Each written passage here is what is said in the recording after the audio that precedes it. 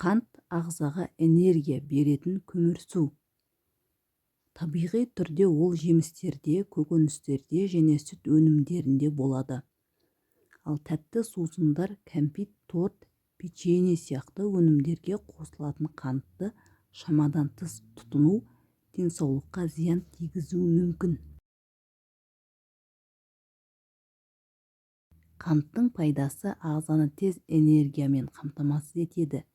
Ми жұмысына қажетті глюкозаны көзі болып табылады. Қатты физикалық жүктемеден кейін энергия қорын қалпына келтіруге көмектеседі.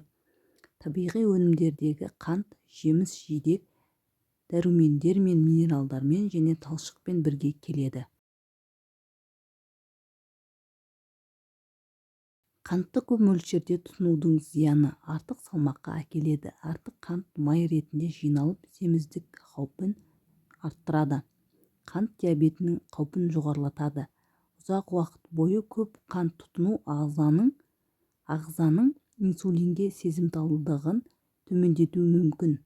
Тіс жегісін тудырады. Ауыздағы бактериялар қантпен қоректеніп, тіс эмалін зақымдайтын қышқыл бөледі.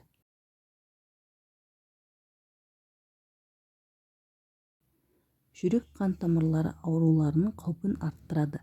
Қантты көп қолдану қан қысымының жоғарылауына және зиянды майлардың көбеюіне әсер етуі мүмкін. Бауырға салмақ түсіреді, әсіресе құрамында фруктозасы көп тәтті сусындар бауырдың майлануына ықпал етуі мүмкін. Тері жағдайын нашарлатуы мүмкін. Көп мөлшердегі қант кейде адамдарда безеу мен терінің ерте қартаюына әсер етеді. Энергияның тұрақсыздығын тудырады. Алғашында күш-қуат бергенімен, кейін қандағы қант деңгейі төмендеп, әлсіздік пен шаршау сезімі пайда болуы мүмкін.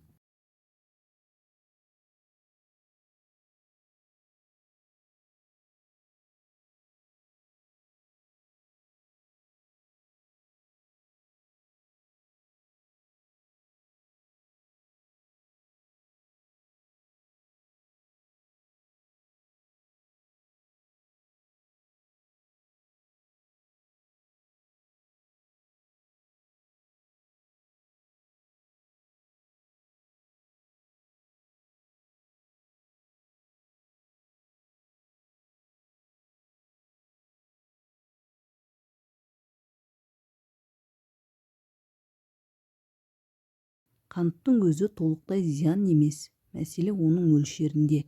Табиғи өнімдерден алынатын қант пайдалы заттармен бірге келеді. Ал қосылған қантты шамадан тыс тұтыну семіздікке, қант диабетіне, жүрек ауруларына, тіс жегісіне және басқа да денсаулыққа мәселелеріне әкелуі мүмкін. Сондықтан қанттан толық бас тарту міндетті емес.